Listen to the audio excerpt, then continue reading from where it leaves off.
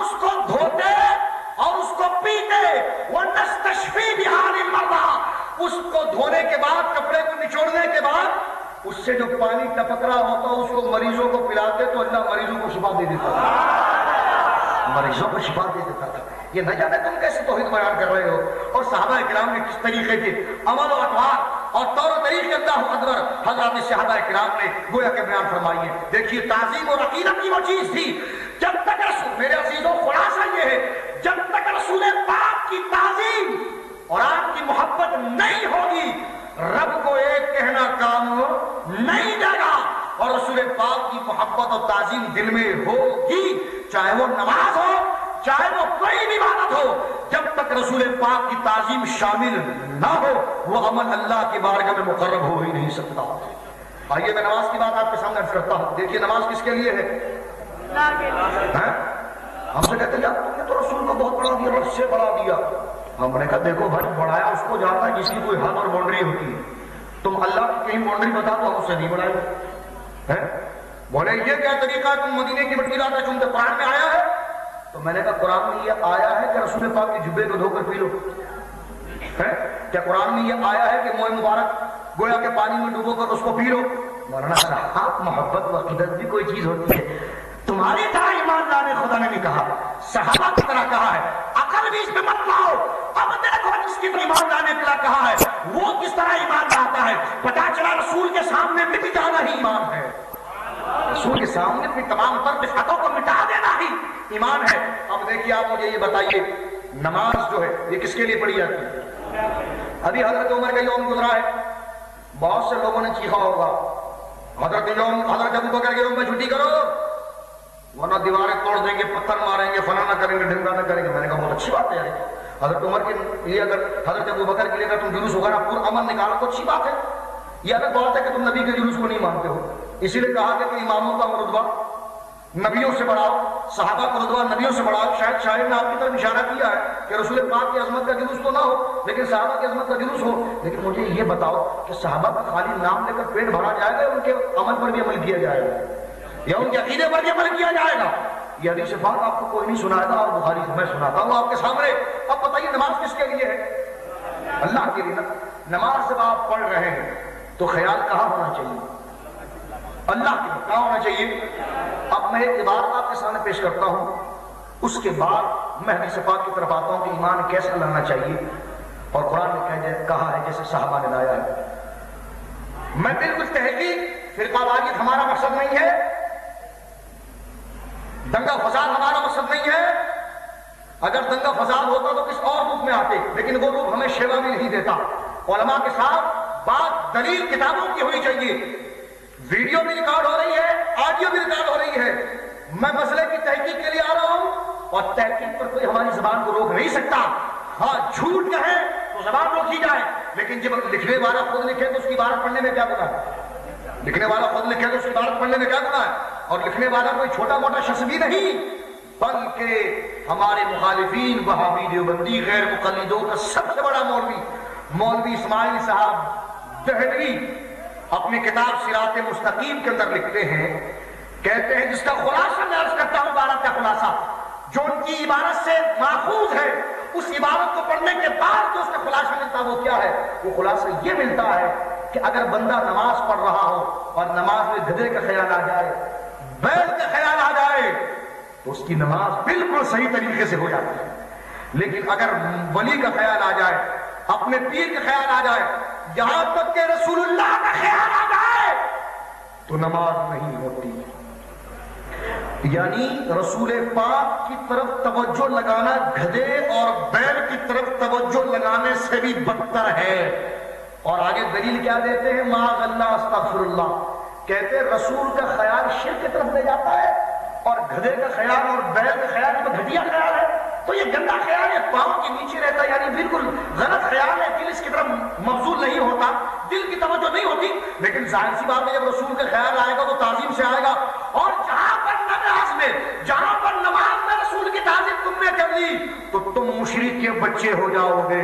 ہم نے کہا اب آیا دیکھتے ہیں کہ صحابہ نے ایسا عمل کیا ہے کہ صحابہ بھی آپ کی طرف ہے، اگر صحابہ ہیں تو ہم مانیں گے، اور نہیں تو آپ جیسے ہزار مولوی چمے بیچتے پھرے، ہماری اس طرف ان کی کوئی حیثیت نہیں ہے۔ کتنی سخت گستاخی ابھی آپ دیکھیے، حضرت ابوبکر صدیق رضی اللہ عنہ کہتے ہیں، آپ عبارت سمجھے، عبارت سمجھ میں آئی آپ کی؟ کہتے ہیں نماز میں رسول کا خیال تو ادب سے آئے گا، تعظیم سے آئے گا، تو کہا نماز میں اللہ کے علاوہ کسی کی تعظیم کر لیا آپ نے تو آپ کافر ہو گئے، مشرک ہو گئے۔ ہاں گدھے اور بیل کا خیال تعظیم سے نہیں آئے گا، دین اس کو ایسی پسند نہیں کرتا ہے تو اس سے تو کچھ نہیں ہوتا، لیکن رسول کا خیال تعظیم سے آئے گا تو نماز میں جہاں تم نے رسول کی تعظیم کر لی تو تم کافر کے بچے بن گئے، کافر ہو گئے۔ ہم نے کہا آؤ دیکھتے ہیں کہ تمہارا مذہب کا جو اتنا بڑا توحید تھا مولوی اسماعیل صاحب ہے، وہ کہاں تک سچ کہہ رہے ہیں، حقیقت کہاں تک ان کا ساتھ دے رہی ہے، کتابوں کے شواہد قرآن کہاں تک ان کی ترجمانی کر رہا ہے۔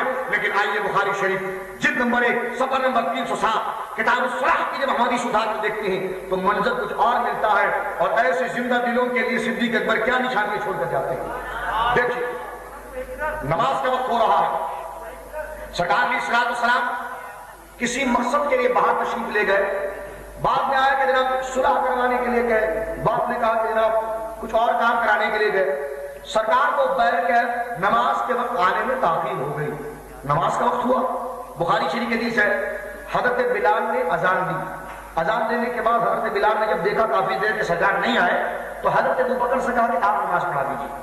حضرت ابوبکر مصلی پر ہوئے اور نماز پڑھانا شروع کیا، نماز شروع ہوئی سرکار مسجد میں داخل ہو گئے، نماز شروع ہوئی سرکار مسجد میں داخل ہو گئے، سرکار صفوں سے گزرنے لگے، ایک صف، دو صف، تین صف، تاکہ آگے تک سرکار پہنچ جائے۔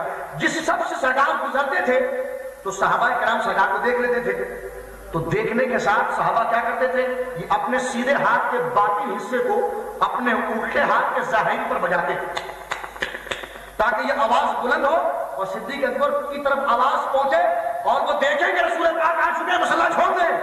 نماز جاری ہے، نماز بولو بولو اور سے سنو، نماز مومنو ایمان کا نقطہ ہے، نماز جاری ہے، آواز بلند ہوئی، لیکن وہ نماز صدیق اکبر کی ہماری طرح تو تھی نہیں، کیا ہے کتنا مال بیچا ہوں میں نے، 4 روپے 5 روپے 10 روپے، آج دکان جلدی بند کرنی، آج پتہ نہیں ہڑتال ہے کہ امام اللہ اکبر، تو ان کی نماز ہماری طرح تو تھی نہیں، خوش و خضوع والی نماز تھی، تو صدیق اکبر نے توجہ نہیں کی، لیکن جب آواز بہت زیادہ بڑھنا شروع ہوئی تو آپ نے ترچھی آنکھوں سے دیکھا تو سرکار مصلی پر ہے، سرکار پہلی صف میں ہے، آپ مصلی میں، سرکار پہلی صف میں۔ اب دیکھیے فیصلہ کہا جاتا ہے ہمارا اختلاف کوئی تعصبی چندوں پر نہیں ہے، ادب اور بے ادبی پر ہے۔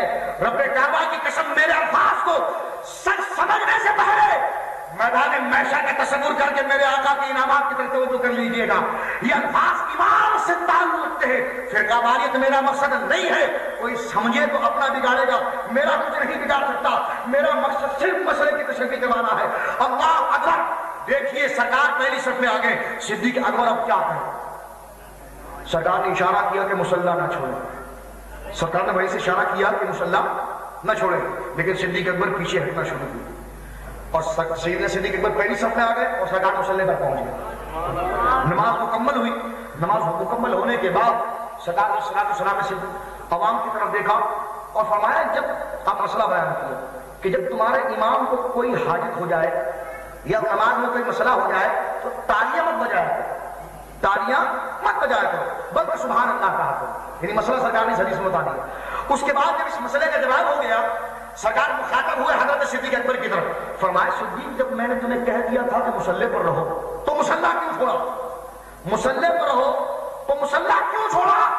ہم وہابیہ سے پوچھتے ہمیں یہ بتائیں کہ صدیق اکبر نے جو مصلی چھوڑا تھا وہ سرکار کی توہین میں چھوڑا تھا، تعظیم میں چھوڑا تھا؟ بتائیے، توہین میں چھوڑا تھا تعظیم میں؟ اور آپ کو کہتے ہیں نماز میں اگر رسول پاک کی تعظیم کرے تو بندہ کافر ہو جاتا ہے۔ مجھے یہ بتاؤ صدیق اکبر مسلمان رہے کہ مشرک ہو گئے؟ معاذ اللہ، پتا چلا کہ اللہ نے سچ فرمایا کہ تم جیسے 1.5 شانوں کو دے کر ایمان نہیں لانا چاہیے، ایمان صحابہ کو دے کر لانا چاہیے، ایمان صحابہ کو۔ تم گستاخ ہو، تم نے صحابہ کو کافر کہا، تمہارے بزرگوں نے رسول پاک کو مشرک کہا، تم نے صدیق اکبر کو مشرک کہہ دیا۔ اللہ اکبر، دیکھیے نا، کہا کہ جناب رسول پاک کا خیال نماز میں آ جائے تو شرک ہے اللہ اکبر اللہ اکبر. تو صدیق اکبر نے تعظیم مصلی چھوڑا. سرکار نے پوچھا صدیق مصلی کیوں چھوڑا؟ عرض کی حضور ما ينبغي لأحد، حضور میری کیا مجال، حضور کسی کی کیا مجال، کسی کی کیا حیثیت، کسی کی کیا حیثیت، کسی کی کیا مجال، کس کی کیا وقت کہ حضور ما کانا لینبغی لأبی قحافہ ان یصلی بین یدی النبی صلی اللہ علیہ وسلم او کما قال علیہ الصلوۃ والسلام. فرمایا حضور آپ مجھ سے پوچھتے ہیں میں نے مصلی کیوں چھوڑا؟ حضور اس ابو قحافہ کے بیٹے کی اوقات کیا ہے کہ آپ کو دیکھا ہوگا؟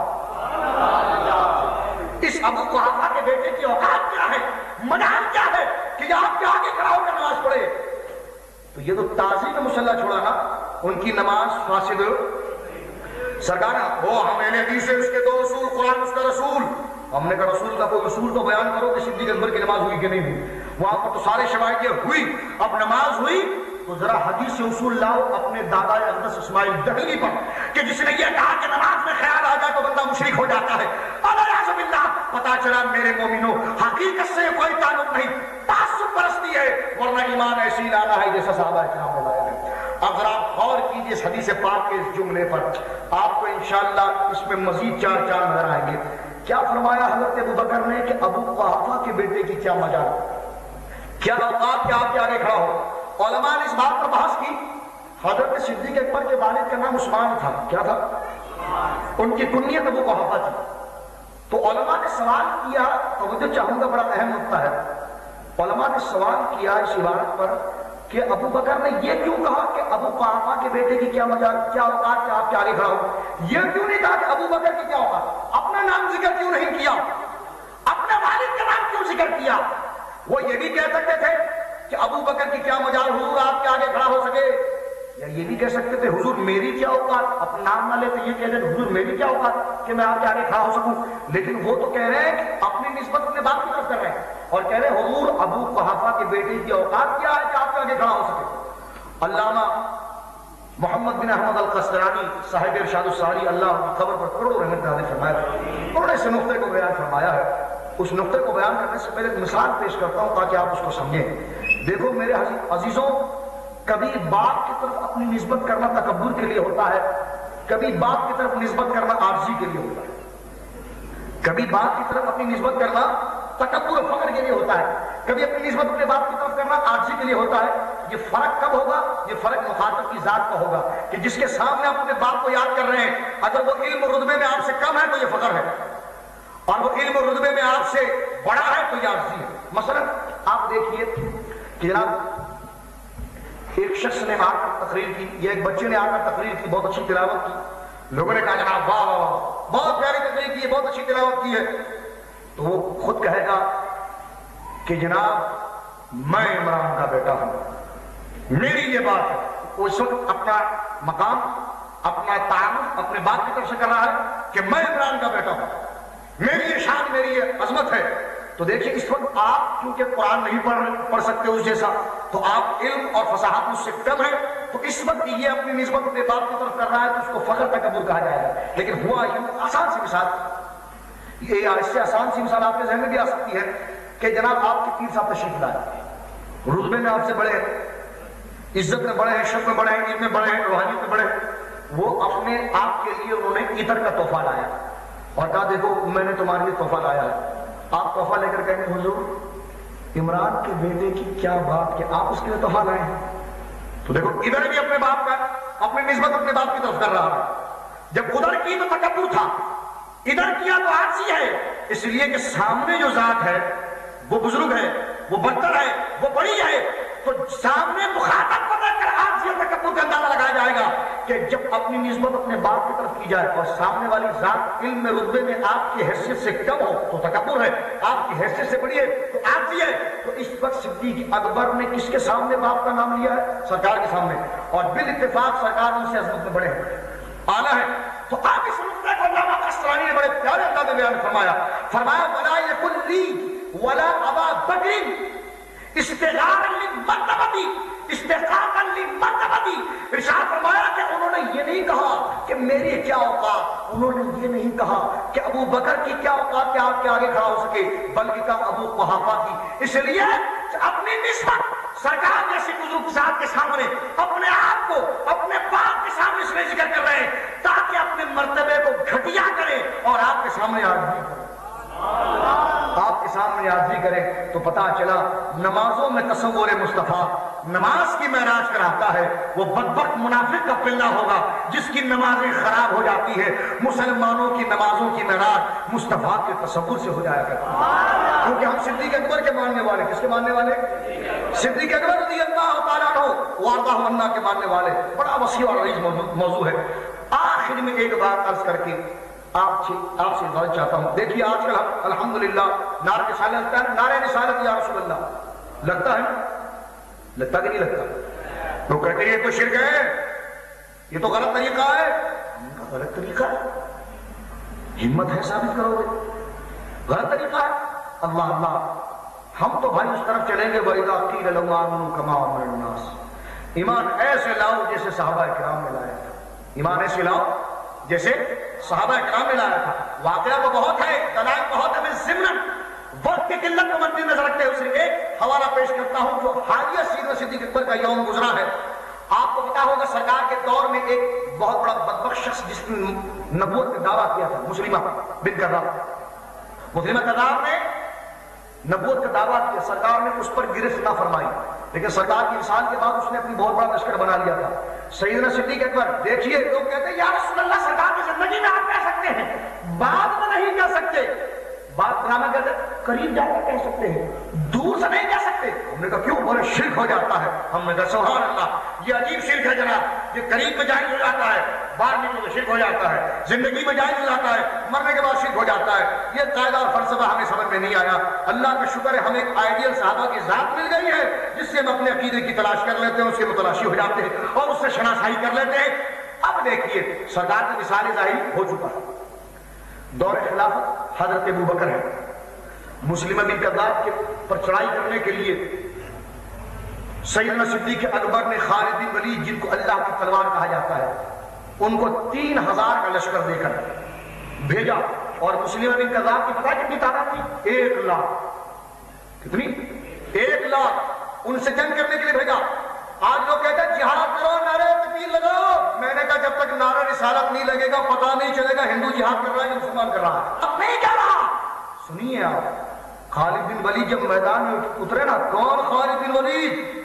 اللہ اللہ، بیت المقدس کا مارکا اٹھا کر دیکھیں، 10 لاکھ عیسائی آپ کے سامنے، کتنے؟ آپ کے جنرل حضرت ابو عبیدہ بن جراح کہتے ہیں خالد کیا کیا جائے؟ حضور میں اکیلا کافی ہوں، حضور میں اکیلا کہا نہیں یہ نہیں کرو اکیلا۔ کچا حضور اگر آپ کہتے تو 10 لاکھ کے مقابلے میں 10 دے دیں، 10 لاکھ کے مقابلے میں 10 دے دیں۔ تاریخ حیران ہے، موضوع حیرت ہے، مورخین انگوش بدندان ہے کہ یہ کیسا مافوق الفطرت کام ہے، یہ کیسا مافوق الاسباب امر ہے۔ اللہ اکبر۔ خالد بن ولید جب میدان میں اترتے ہیں نا تو یہ نظر آتا ہے کہ عیسائی بھاگ رہے ہیں، تھوڑی دیر کے بعد دیکھتے ہیں کچھ عیسائی بھاگتے ہیں اور آپ کے اپنے صحابہ جو ہے اپنے ساتھی نظر نہیں آ رہے، تو حضرت خالد بن ولید نے تلوار پر تیز لگا کر رونا شروع کر دیا کہ میری غلطی سے کئی صحابہ شہید ہوئے، کاش ایسا ہوتا میں بڑا لشکر لے آتا۔ تو اتنے میں دیکھا کہ ایک صحابی وہاں سے، ایک وہاں سے، ایک وہاں سے، 9 صحابی آئے، 3 لاکھ کو بھگایا، 7 لاکھ کو قیدی بنایا۔ تاریخ گواہ، 7 لاکھ کو قیدی بنایا۔ یہ خالد بن ولید، ان سے بڑا غیرتی قوم ہوگا، ان سے بڑا ایمان کس کا ہوگا؟ سیوف، سیف من سیوف اللہ، اللہ کی تلواروں میں سے تلوار ان کا لقب ہے۔ کچھ لوگوں کو ان کے نام پر بڑی چڑ ہے کہ خالد نے بڑا غضب کیا۔ ہم نے کہا خالد بن ولید سے منافق جلتا ہے، مومن نہیں جلتا۔ منافق جلتا ہے، مومن نہیں جلتا۔ حضرت خالد بن ولید جب میدان جہاد اترتے ہیں تو مجھے چاہوں گا آپ کی، آپ مسلم بن کذاب 1 لاکھ لے کر آیا ہے، آپ 3000 ہیں، بھائی کوئی حساب ہی نہیں جمتا کہ 3000 1 لاکھ کو ماریں گے۔ جب جنگ شروع ہوئی تو ادھر سے بھی اللہ اکبر کے نعرے لگے، کیونکہ مسلم بن کذاب اللہ کا منکر تھوڑی تھا، وہ تو یہ کہتا میں نبی بن چکا ہوں۔ ادھر سے بھی اللہ اکبر کے نعرے لگ رہے، ادھر سے بھی اللہ اکبر کے نعرے لگے۔ اب ایک مقام ہے، سوچ ہے مقام، یعنی ایک شجدر ہو جانے والا مقام ہے کہ دونوں طرف سے اللہ اللہ کا نام لیا جا رہا ہے۔ اب حق پر کون ہے؟ جب انہوں نے مسلمانوں پر بہت زیادہ غلبہ کیا، ابن کثیر گھر کا مورخ ہے، اس کے علاوہ بے شمار علماء نے اس تاریخی شواہد میں کتاب میں لکھا کہ مسلمان جب مغلوب ہونے لگے تو ثم نادى بشعاره، انہوں نے ایک نعرہ لگایا، خالد بن ولید نے، سارے مسلمانوں نے ایک نعرہ لگایا۔ کیسا نعرہ لگایا؟ تو کہتے ہیں بشعاره، جو مسلمانوں کا ایک شعار تھا، وہ نعرہ مسلمانوں کی پہچان تھی۔ غور کریں، آج وہابیت نے لوگوں کے ذہن سے اس پہچان کو مٹا دیا، کہتے ہیں شرک ہے۔ کیا لکھتے ہیں مفسرین؟ ثم نادى بشعارهم، صحابہ نے نعرہ لگایا، وہ نعرہ کیسا تھا؟ کہ بشعارهم، جو مسلمانوں کا تشخص تھا، وہ نعرہ مسلمانوں کی پہچان تھا، وہ نعرہ مسلمانوں کی علامت تھا۔ ارے بھائی وہ تھا کیا؟ کہا کہ جناب ثم نادى بشعارهم وشعارهم يومئذ، اس دن میدان جہاد میں مسلمان جس نعرے سے پہچانے جا رہے تھے، یا محمد یا محمد یا رسول اللہ، اس وقت مسلمانوں کے زبان پر یا رسول اللہ کا نعرہ تھا۔ یہی مسلمانوں کی علامت تھی کہ جہاں سے یا رسول اللہ کی آواز آ رہی ہے نشر مسلمانوں کا۔ تو قرآن میں بڑا خوب فرمایا وَإِذَا قِيلَ لَهُمْ آمِنُوا كَمَا آمَنَ النَّاسُ، مرادی معنی کہ ایمان ایسے لاؤ جیسے صحابہ نے لایا ہے۔ دیکھا ایمان افروز عقیدہ، اللہ اکبر۔ لوگ کہتے ہیں جناب یہ یا رسول اللہ کہاں ثابت ہو گیا؟ میں نے کہا یہ تو ہم تجھ سے پوچھنے والے کہ تو نے کہاں سے منع کر دیا ہے؟ یہ تو مسلمانوں کی پہچان نہیں ہے، مسلمانوں کی علامت نہیں ہے۔ اور جب بھی مسلمانوں کا کفار نے غلبہ کیا، مسلمانوں نے اپنی فتح و نصرت کے لیے محمد کے نعرے لگائے ہیں کہ محمد صلی اللہ علیہ وسلم ہماری امداد کے لیے پہنچیے۔ اللہ اکبر۔ تو یہ مسلمانوں کا عقیدہ ہے، یہ مسلمانوں کا طور و طریقہ ہے، یہ مسلمانوں کا عمل مبارکہ ہے کہ جس کے ذریعے سے انہوں نے کفاروں کی گویا کہ دلوں میں زلزلہ برپا کر دیا۔ مومنوں اس طرح ایمان لاؤ جس طرح صحابہ نے ایمان لایا ہے۔ خلاصہ اس کا یہ ہے کہ اس طرح ایمان لاؤ جیسے صحابہ نے لایا ہے، یعنی بس اب ہماری آنکھوں میں کوئی اور چیز نہ جچے، بس جچے تو مصطفیٰ کی نسبت اور مصطفیٰ کی ذات۔ جب تقابل کی بات آ جائے کہ ایک طرف رسول ہو ایک طرف کچھ اور، تو چنے تو رسول کی ذات کو، ایک طرف نبی کی اولاد ہو ایک طرف اور چنے نبی کی اولاد کو، ایک طرف اور نسبتیں ہو ایک وہ جو نبی کی نسبت اس سے ہو چکی ہو، تو چنے تو نبی کی نسبتوں کو۔ یہ نہایت حق ہے خدا کی قسم، جو اپنی نسبت، اپنی محبت، اپنی الفت، اپنی توجہ، اپنی عقیدت کے مرکز نبی کی ذات اور نبی کی نسبتوں کو بنا لے، یہی ایمان کامل ہے، وہی شخص مومن کامل ہے، وہی شخص مومن کامل ہے۔ حدیث پاک، مجھے یہ بتائیے خچر جب پیشاب کرتا ہے، خچر مل کر کہیے گا، آخری بات کہہ کر اٹھ رہا ہوں آپ سے، مجھے بتائیے خچر جب پیشاب کرتا ہے تو پیشاب میں خوشبو ہوتی بدبو ہوتی؟ بولو بولو بولو، آؤ آؤ اور صحابہ بولو اللہ اکبر۔ بخاری شریف جلد نمبر 1 صفحہ 307 کتاب الصلاۃ، اسی سیدنا صدیق اکبر کی نماز والی حدیث کے بعد جو حدیث مبارکہ ہے، سرکار اپنے دراز گوش پر سوار ہے، آئے یہی پروفیسر عبداللہ بن ابی باپ والا جو گورنر بننے والا تھا، یہ کھڑا ہوا تھا، اس کے ہاتھ میں چادر تھی، سرکار کا دراز گوش رکا، اس نے پیشاب کر دیا، اس نے فوراً اپنی چادر اٹھائی اپنے ناک سے لگا دی۔ اوہ جناب اس میں تو بہت بدبو ہے، یہ جانور کے پیشاب میں تو بہت بدبو ہے، بات تو صحیح کرنا تھا، لیکن اس کی نسبت کس سے تھی؟ جانور کی نسبت کس سے تھی؟ تھا نا منافق کا بچہ، کہیں نہ کہیں سے توہین ڈھونڈنی تھی اسے، کہیں نہ پیشاب میں تو بہت بدبو ہے۔ سرکار کے صحابی حضرت ابن رواحہ کھڑے ہوئے اور ایک گھوسا عبداللہ بن ابی کے سینے پر مارا اور اس کو کہا واللہ لحمار رسول اللہ صلی اللہ علیہ وسلم اطیب ریحا منک، خدا پاک کی قسم اس دراز گوشت کے پیشاب میں وہ خوشبو ہے جو کسی مشکل میں، کیونکہ اس دراز گوشت کو میرے مصطفیٰ سے نسبت ہو چکی ہے۔ تو میرے عزیزوں میں یہی کہہ رہا تھا، ہر چیز ایمان کا مرکز و محور ذات مصطفیٰ ہو، ایمان کا مرکز و محور نسبت مصطفیٰ ہو، ایمان کا مرکز و محور وہی چیز ہو جس کو سرکار نے ارشاد فرمایا ہو، یہی ایمان کامل ہے، یہی ہے، یہ نہیں ہے ایک ٹانگ پر کھڑے ہو کر سر منڈا کر کچھ بھی کر لے اور انگلی اٹھا کر کہے اللہ تو ایک ہے۔ اللہ فرماتا یہ ایک کہتے رہے قبول نہیں، اس لیے کہ محبوب کی تعظیم ضروری ہے، کیونکہ وہ میرے دعوی توحید کی دلیل ہے۔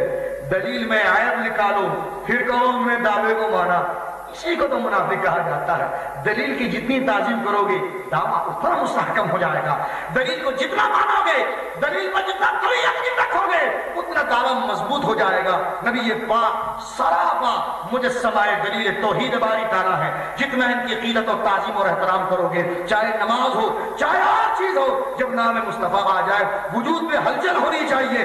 جب ہلچل ہو جائے تو یاد رکھو یہ ایمان کامل کی نشانی ہے۔ اب دیکھو بغل میں کون نہیں پڑھ رہا، نعرہ